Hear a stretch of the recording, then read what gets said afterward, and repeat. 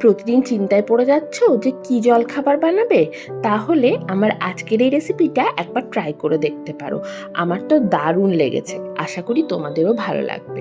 এই রেসিপিটা বানানোর জন্য যেটা করতে হবে যে ১ কাপ সুজি নিয়ে নিতে হবে আর তার সাথে 1/2 কাপ চালের গুঁড়ো আর 1/4 কাপ টক দই। তারপর পরিমাণ মতো জল দিয়ে একটা ব্যাটার তৈরি করে নিতে হবে। ব্যাটারটাকে ১০ মিনিটের মতো রেস্টে রেখে দিতে হবে, কারণ সুজিটা একটু ভিজে ফুলে যাবে। তারপর ১০ মিনিট পর যখন সুজিটা ঠিকঠাক করে ফুলে যাবে, তখন ব্যাটারটার মধ্যে আরও একটু জল দিয়ে এমন একটা কনসিস্টেন্সি তৈরি করতে হবে যে খুব একটা গাঢ়ও নয় আবার খুব একটা পাতলাও নয়। চামচের পেছন দিকে ধরলে এরকম একটা লেয়ার হয়ে থাকবে।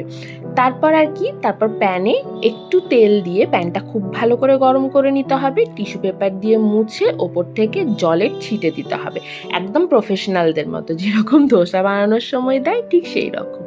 তারপর ব্যাটারটা দিয়ে ওটাকে একটা রুটির মতো করে চারদিকে ছড়িয়ে দিতে হবে। আর ওপর থেকে দেব একটা স্পেশাল জিনিস, সেটা হচ্ছে একটা ডিমের মধ্যে একটু গ্রেট করা গাজর, একটু পেঁয়াজ কুচি আর একটু নুন দিয়ে ফেটিয়ে সেটা ওপর থেকে দিয়ে দিয়েছি।